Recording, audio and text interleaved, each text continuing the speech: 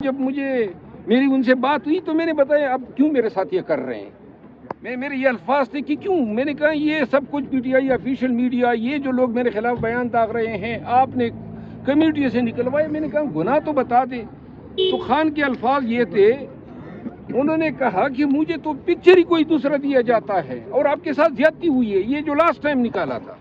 تو لہٰذا بھی جب جاؤں گا اور خان کو صحیح پکچر دکھاؤں گا. ایسا کوئی پکچر دکھا سکے وہاں پہ؟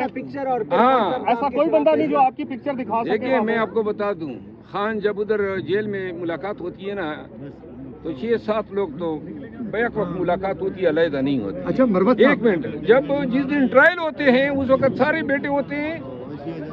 کس لیے جاتے ہیں؟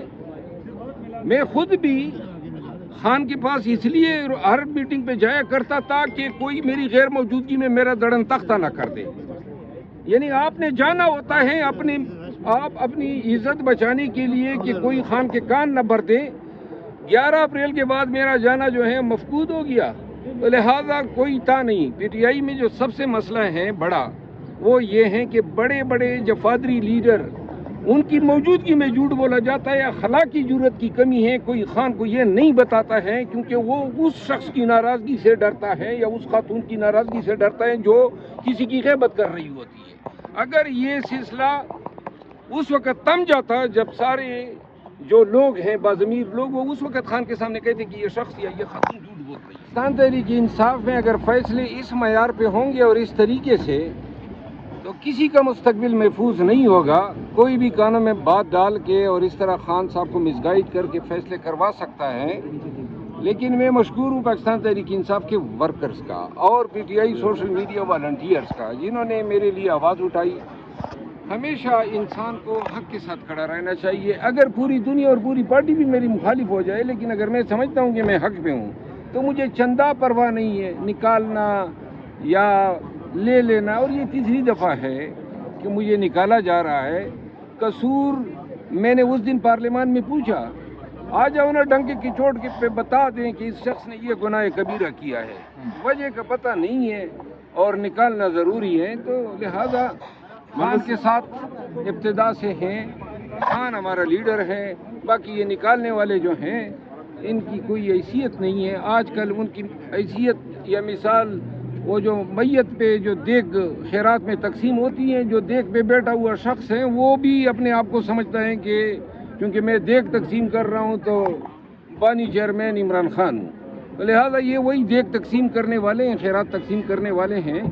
اور جب بھی خان سے ملوں گا ان کی حقیقت خان کو بتاؤں گا. اچھا, یہ سوشل میڈیا میں آپ کے خلاف جو ایک کمپین تحریک انصاف خود چلا رہی ہے اس وقت, آپ تو والنٹیئرز کا شکریہ تو ادا کر رہے ہیں لیکن تحریک انصاف کے سوشل میڈیا اس ونگ میں بڑے آپ کے خلاف پہ بہت سخت قسم کے الفاظ استعمال کیے جا رہے ہیں. 1 سال سے P T I official media میرے خلاف کمپین چلا رہی ہے.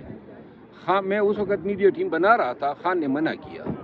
لیکن اب اگر انہوں نے یہ کمپین بند نہ کی, چلائی رکھی, تو انشاءاللہ ابھی تو پہلے سلمان اکرم راجہ صاحب کا ایشو سیٹل ہو جائے تو پھر دوسرے مرحلے پہ میرا خیال ہے کہ ان کے ساتھ کنفرنٹیشن لینی پڑی. مروت صاحب آپ کے خلاف جو کارروائی ہوئی ہے اس سے ایک تاثر کو تقویت مل رہی ہے. جمہوری جماعت ہے, اس کے اندر آزادی اظہار رائے ہے, سارا کچھ ہے, پھر آپ بولے یا اس کے بعد آپ کے بولنے پہ پابندی 1 دفعہ نہیں 3 دفعہ لگائی گئی.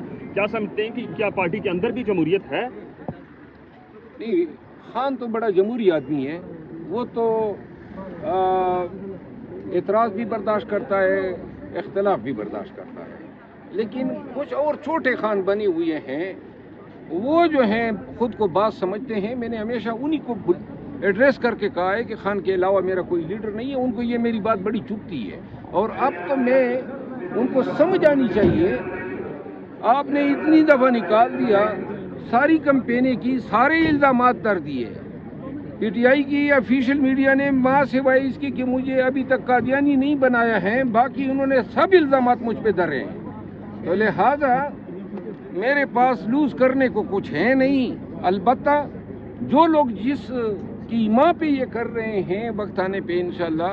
مروت صاحب آپ کے خلاف جو ایک کارروائی ہوئی ہے اس سے ایک تاثر کو کیوں کا جواب ملا, کیوں نکالنے کا؟ کیوں نکالنے کا جواب آپ بتا دینا. کوئی وجہ نہیں ہے, نکالنا ضروری تھا, وجہ ہو یا نہ ہو. اس کو جو ہے امریت کہتے ہیں. اور یہ ان لوگوں کی امریت ہے اور جنہوں نے خان کے ساتھ زیادتی کی اور پی ٹی آئی کے ساتھ ورکر آج جو ہیں میرے ساتھ سراپا احتجاج ہے.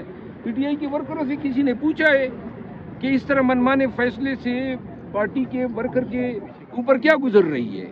لیکن نہ ان کو ورکرز کا لحاظ ہے نہ پارٹی کا، نہ ان کو یہ سوچ ہے کہ خدا نخواستہ جن لوگوں سے ہمارا واسطہ ہے اور جو ہمارے ساتھ 2.5-3 سالوں میں ہو رہا ہے، یہ 9 مئی کے نام پہ جو ڈرامہ ہوا ہے اس کے دوبارہ ہونے میں جو ہے کوئی وقت نہیں لگے گا.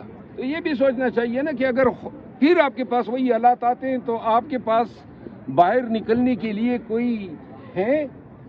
اور میں یہ سمجھتا ہوں کہ خان کے لیے خدا نہ کرے، لیکن میں نے کہا ہے خان جب باہر آئے گا پارٹی اپنی ڈگر پہ چلے گی تو میں خان کے پاس جاؤں گا. آپ یہ صحیح ہے کہ آپ کی پارٹی میں پی کا ایک نافذ ہو چکا ہے اور پہلے شکار اس کا آپ ہوئے؟ شیر افضل خان کو کوئی شکار نہیں کر سکتا ہے. البتہ یہ میں ضرور کہوں گا کہ ڈیٹ اب ہو گیا ہوں.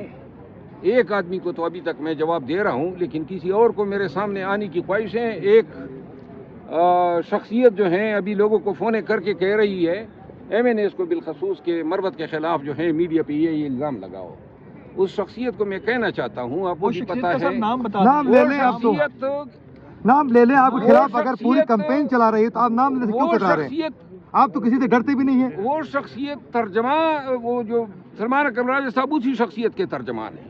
اچھا مروت صاحب اس تاثر کو تقویت ملی ہے کہ آپ پی ٹی آئی میں مزاحمت والوں کی کوئی جگہ نہیں ہے، مفاہمت والوں کی جگہ ہے. مفاہمت والوں کی نہیں، وہ جو بوٹیاں کھانے والوں کی جگہ رہ گئی ہے.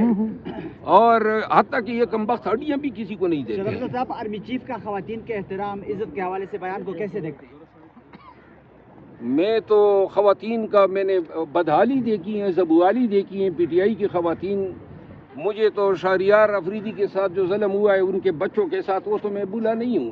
میں نے تو ریحانہ ڈار کے ساتھ، اس کے خاندان کے ساتھ جو ہوا ہے وہ ظلم میں بھولا نہیں ہوں. میرے اپنے بچوں کے ساتھ، میری فیملی کے ساتھ جو ظلم ہوا ہے وہ میں بھولا نہیں ہوں.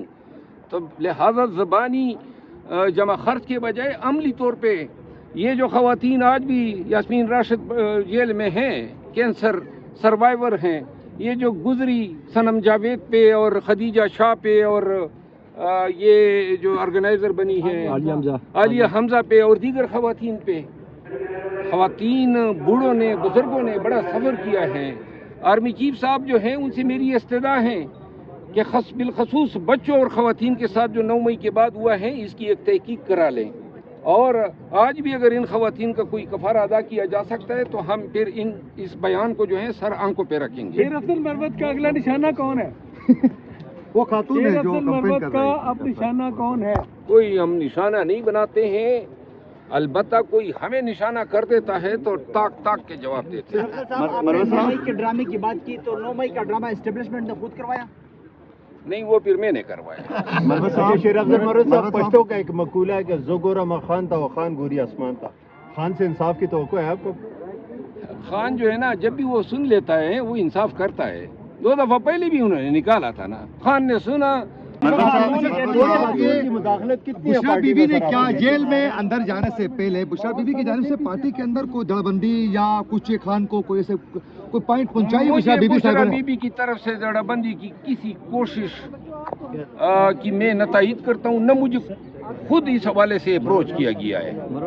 یہ میں اس کی جو ہے نا، البتہ یہ جو 26 نومبر کے واقعات تھے اس حوالے سے جو ان کا کردار تھا وہ تو سامنے. مروت صاحب، کچھ وکلا کے بارے میں جو بانی پی ٹی آئی سے وکلا ملاقاتیں کرتے ہیں اور آپ کے خلاف بھی بیرون ممالک میں بیٹھ کے ایک پروپیگنڈا کرتے ہیں، ان کے بارے میں اطلاعات ہیں کہ وکلا جو عمران خان سے ملاقاتیں کرتے ہیں وہ یوٹیوبر سے پیسے بھی لیتے ہیں اور فیک خبریں اور پروپیگنڈے کرواتے ہیں. کیا آپ کے پاس کوئی ایسی اطلاع ہے؟ دیکھیے، میں آپ کو ایک بات بتا دوں، آپ سب صحافی ہیں، یہ جو وکلا جانتے ہیں خان کا ایک ہی وکیل ہے، وہ ہے سلمان صفدر صاحب.